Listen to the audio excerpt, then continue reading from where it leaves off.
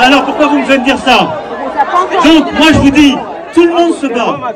Vous avez vécu quelque chose de terrible. Tout le monde se bat, quelle que soit la couleur de peau. Et n'opposez pas les gens. N'opposez pas les gens. Si vous opposez les gens, on est foutus. Parce que vous êtes contents d'être en France. Parce que si c'était pas la France, pour vous dire, vous seriez 10 000 fois plus dans la mer. Il n'y a pas un endroit de l'océan Indien où on aide autant les gens. C'est la réalité. Et donc, on ne peut pas vouloir être un département français et dire que ça ne marche pas dès que la France est en solidarité. Quel est l'autre territoire de cette région comme ailleurs qui livre de l'eau, du fret, des soignants comme on le fait ici? Alors il faut que tout le monde se respecte. Mais bon sang, on tiendra jusqu'au bout si on est une équipe. Et donc vous avez un choix simple. Vous êtes une équipe ou vous vous divisez. Mais si ça m'énerve. Parce que c'est irrespectueux pour les gens qui savent ce qu'elle a dit.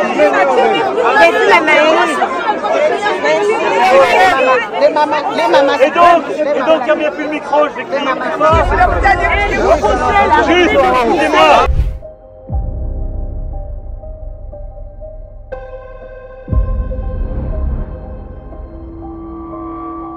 C'est de manière très simple, des textes ont été préparés par les élus, en effet, dans le cadre de ce qu'avait lancé le ministre Darmanin. Le ministre des Outre-mer, d'ailleurs, a aussi beaucoup travaillé. Et sur le texte que j'évoquais tout à l'heure, Rebâtir Mayotte, un travail a déjà été quasi finalisé par les services du ministère des Outre-mer. Mais on voit bien qu'on a une difficulté qui est liée à la géographie et l'histoire de Mayotte et de la relation aux Comores, et qu'aujourd'hui, les rigidités de nos textes ne sont pas du tout adaptées à la situation. Et donc c'est ces textes qu'on va remettre dans le travail, qui doivent intégrer cette loi pour permettre d'abord de rendre moins incitatif l'immigration clandestine, qui sinon avec le temps permet malgré tout d'accéder à des prestations sociales qui sont plus élevées que le salaire moyen partout ailleurs dans la région, et qui donnent des droits qui rendent extrêmement attractifs aujourd'hui l'arrivée clandestine. Donc on va durcir ces dispositifs, on va durcir aussi les moyens que nous mettons pour lutter contre l'immigration clandestine, au-delà des opérations qu'on a déjà pu faire ces dernières années, et on doit renforcer le travail de reconduite. Donc c'est pas le supprimer. C'est tout le travail qui sera à faire par le gouvernement et les parlementaires, mais très clairement, ça n'est pas celui aujourd'hui qui est en vigueur qui peut permettre d'avoir une réponse efficace. Mais c'est un dispositif spécifique qu'il faut pouvoir faire.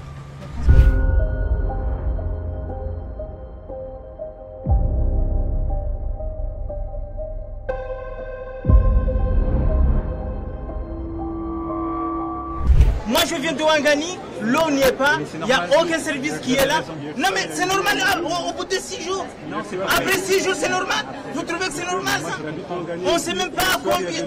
Non monsieur, non mais attendez. Oui, non mais vous n'êtes pas là-bas. Non, mais c'est une réalité. Non, vous voulez parler. Dites alors. Parce que nous, ce qu'on vit sur le territoire, sur le terrain, c'est parce que vous racontez dans les médias. Non, mais aussi, vous avez dit que les secours sont arrivés, l'eau est arrivée, tout le monde. Non, c'est pas la réalité. Mais si c'est ce que vous avez dit à la télé, et c'est ce que vous dites. Dites alors. Oui, dites. Là, quand je dis les premières livraisons d'eau et d'alimentation sont arrivées au port et à l'aéroport. 6 jours après, Monsieur le Président, c'est pas normal. On le savait bien que ça pouvait. Non, pardon, vous êtes très fort si vous saviez tout ce qui allait arriver. Vous avez des alertes qui ont été données par le préfet. Vous savez, monsieur, laissez-moi vous répondre. Mais ça, c'est. Les bidonvilles, on savait que ça allait être une catastrophe. Mais c'est pour ça qu'on veut les enlever, les bidonvilles. Oui, mais 6 jours après, vous n'êtes même pas arrivé à Ouangani. Mais monsieur, qu'est-ce qu'on a fait pour arriver à Ouangani? On a déblayé, on a envoyé des forces militaires. Et déblayé. Monsieur Tani n'habite pas à Ouangani, il ne les voit même pas. Moi, j'habite à Ouangani, je ne les vois pas. Est-ce que vous me laissez parler? Monsieur le préfet, il y a été hier. Il a fait toutes les communes. Et donc, on a d'abord déblayé. On a mis 4 jours. On a déblayé. On a envoyé des militaires de la sécurité civile pour déblayer. Ensuite, on a planifié donc, pour que ça arrive par la route. Ensuite, on a planifié. Quand je vous dis l'eau, laissez-moi. Non, mais je vous dis vous planifiez, mais pendant ce temps-là. Si vous voulez crier pour faire la caméra. Non, c'est pas pour crier. Si ça vous intéresse d'avoir ma réponse, je vous la donne. Si ça vous intéresse pas, je continue à laisser les gens. Je vous dis votre réponse est en place parce que les secours ne sont pas arrivés. Mais je ne vous ai pas dit que les secours étaient arrivés dans votre commune. J'ai dit c'est arrivé là. Donc là, maintenant, on les dispatche dans les communes. Il y a 17 communes. Donc là, on devait déblayer les routes. C'est en train d'arriver commune par commune. Ce qu'ils vont planifier, c'est jusqu'à dimanche. Donc là, on est en train de faire venir des hélicoptères pour qu'ils puissent prendre l'eau et les aliments pour qu'ils aillent plus vite et avant dimanche. En parallèle de ça, on doit rétablir l'eau et l'électricité. Parce que quand il y a l'eau, moi je vous parle des bouteilles. Mais je vous dis les choses, j'ai fait le point ce matin.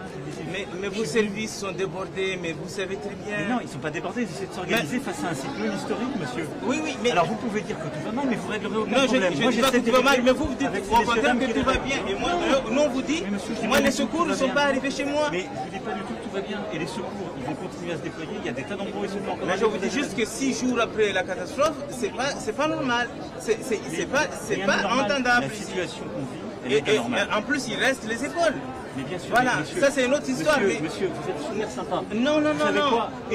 Nous, on vit ça. À chaque fois que vous venez, vous nous promettez des choses. Ils aident. Vous venez là pour engueuler tout le monde. Non, je ne vous engueule pas, monsieur. Je vous dis juste que les secours que vous promettez, ils ne sont pas chez nous. Et nous, on fait des choses. Nous, on a déblayé des routes, nous, à Ouangani. Nous, on fait des choses aussi.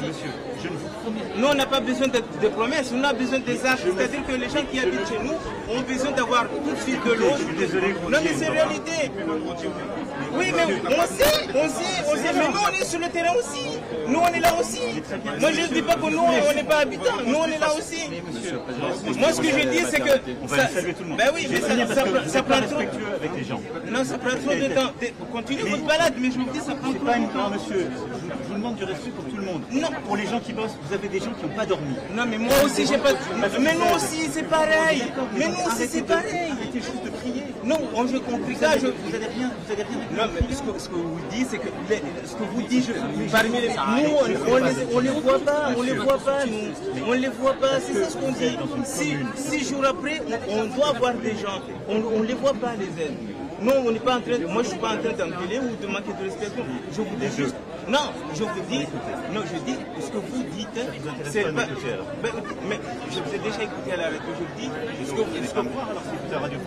Non, mais je suis venu vous dire que ce que vous dites à la radio ne correspond pas à la réalité qu'on vit nous sur le terrain.